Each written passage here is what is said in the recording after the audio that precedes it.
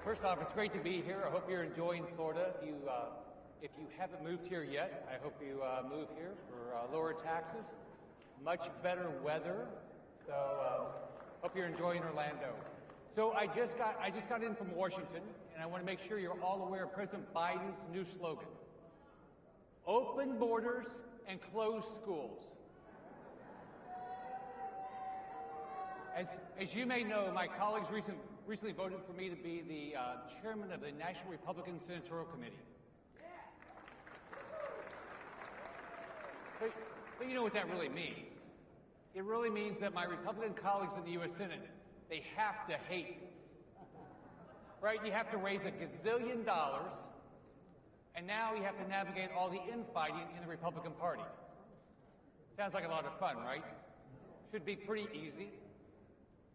So, now many people are saying that my job is to mediate between warring factions on the right and mediate the war words between the party leaders. Doesn't sound like much fun. Well, I've got some news for you. I'm not going to mediate anything. Instead, I'm going to fight for our conservative values.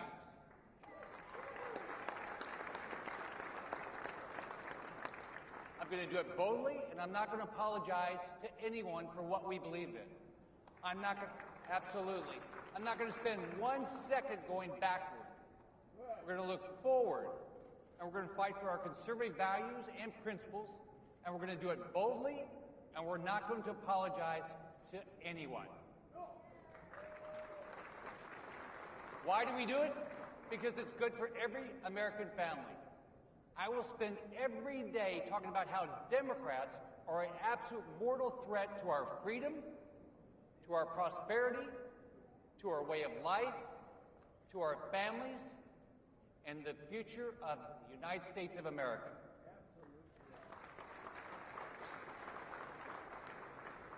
We are going to go right at these radical left-wing fanatics every second. And we're going to expose them for exactly what they are. We're not going to stand down, and we're never, ever going to retreat. Now, let me make sure there are 3 things that are abundantly clear right up front. First, both of the impeachments of President Trump were nothing more than unserious political vendettas and political theater.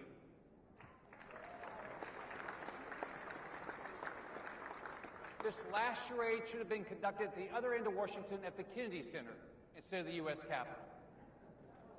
It was a waste of time and money and was all about politics. Second, President Trump did something that has never been done in our lifetime. He stood up to all of establishment Washington and said, no.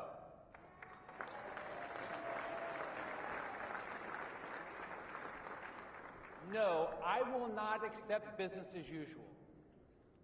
No, I will not allow any bad trade deals that favor Communist China and hurt American workers. No, I will not cozy up to Iran or back down from supporting Israel.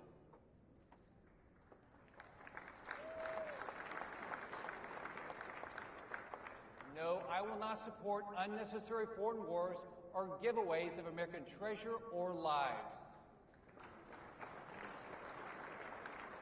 No, I will not stop pushing for secure borders. And no, I will not accept your political correctness or the push to silence conservative voices in America. Now, of course, President Trump has flaws, I have flaws, we all have flaws. I've known him for many years. By the way, you can make sure when he speaks, or he'll probably call me tomorrow and he'll say, nice speech, Rick, except for that part about that he had flaws. You know that's going to happen. But look, it was high time for someone to go to Washington and say no. And I'm thankful and glad that President Trump had the guts to do it.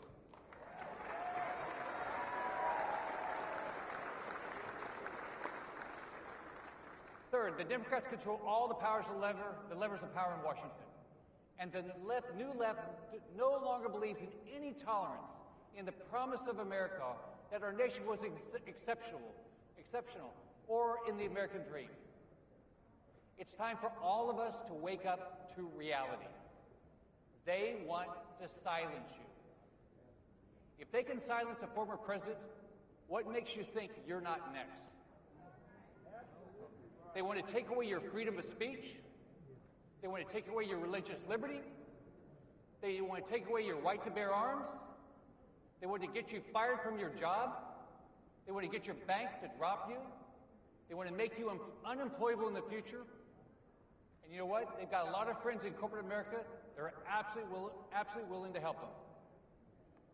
They don't simply want you to silence conservatives. They want to destroy us. And yet, in the face of this mortal threat to our nation, our very existence, some prefer to fan the flames of a civil war on our side. That's foolish and it's ridiculous. We have absolutely serious work to get done. We don't have time for that. Let's be honest. The Washington establishment breathed a sigh of relief when President Trump left town. There are plenty of people in Washington who are hoping that we can go back to regular order. Go back to where the Republican Party used to be. They want to retreat to a safe space. Look, we can go backwards. We can go to dial-up internet. We can go to flip phones. We can go to typewriters. This is absolutely not the time to go backwards. We have in front of us massive challenges and massive opportunities. I'm going to focus on the massive opportunities we have.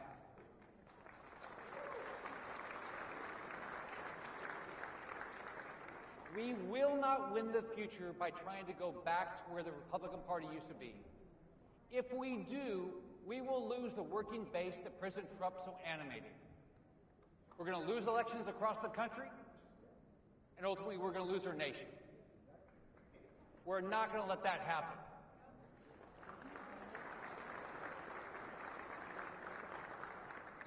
Now let me paint you a picture of where our adversaries want to take this country. Let me describe for you what the price of failure is. If we fail, our children will learn that throwing a brick through a shopkeeper's window and looting the store, well, that's a mostly peaceful protest. The left will tell our kids it's actually the right thing to do because of the terrible oppression in this racist country. If we fail, how many selfless police officers are still going to be around to protect us and put their lives on the line once we've demeaned and defunded them? If we fail, our armed forces, they're going to use the politically correct pronouns that Pelosi asked them to do, but our military is going to cower in the shadow of Communist China. Communist President Xi, he said he hopes for a win-win. Oh, there's going to be a win-win. Hunter Biden's going to win and get richer. And as Communist China wins, it becomes the most powerful country in the world. If we fail to lead our country into the future, Democrats will lead us into the past, eroding our economy and our culture. And we will become another decaying example of socialism. Let me say that again. If we fail to lead our country into the future, Democrats will lead America into the past. They'll ditch capitalism. Even though capitalism has lifted more people from poverty to prosperity than any idea in American history.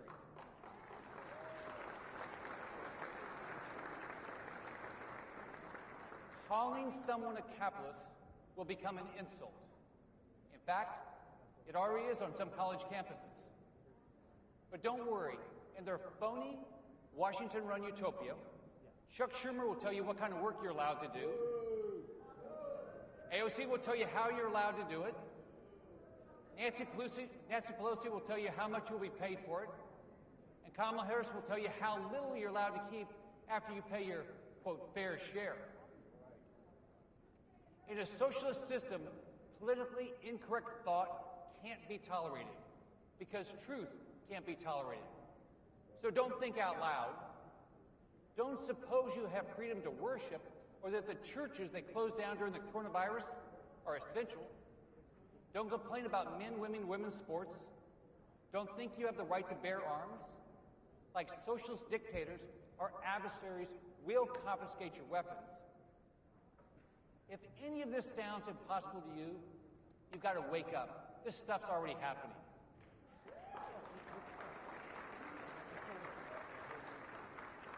I had a reporter the other day ask me a typically uninformed question. He said, do I believe that in order to appeal to more voters, we need to moderate our values or compromise on some of our principles? My response, hell no.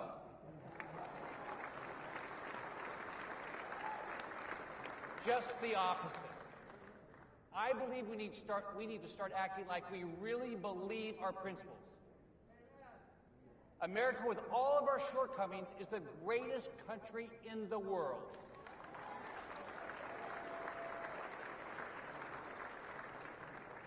America is, in fact, not racist. We need to stand up and say, our fundamental principles are not only right and true, they are the only ideas that work. We choose our children's education.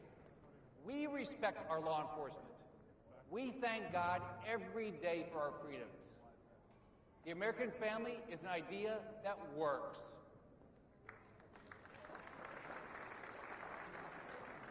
We believe family should be the center of our lives and is crucial to civilization. Religious liberty is an idea that works. But Democrat mayors and governors say you can protest, but you can't go to church. Our flag, that's an idea that works, if we all respect it. It's why my father chose to put his life on the line and serve this country in World War II, and why I had the opportunity to serve in the U.S. Navy.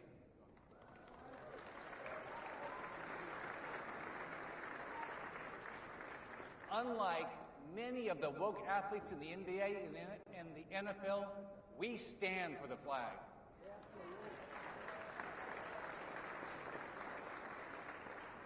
Why is our nation so divided? Well, our unique individual differences as human beings become divisions without our flag, our national anthem, and our unique American identity. Our nation's founders were brilliant men who designed a system that works. It's the best system of governance in world history. And the memories of the men who built it must be honored, and we'll never allow our history to be erased.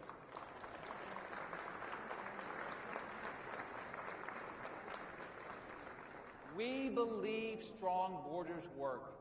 Individual responsibility works. We believe our children have the right to be born and go to the school of their choice.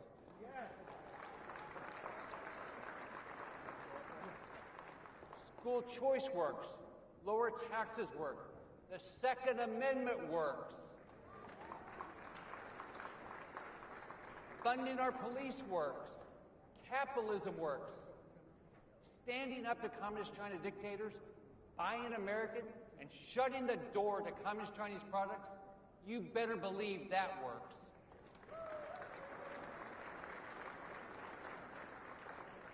We believe that freedom, not socialism, is always a new idea.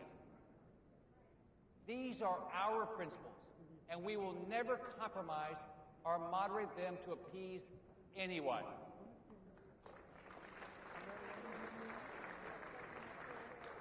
We care too much about each of our families and our countries to compromise or appease. These principles can and will lead us to a majority coalition in America. Are we perfect? No, but we are free to repair our faults. And the conservative principles that beat in our hearts are the only ones that actually lift people to better lives and build a great and compassionate nation.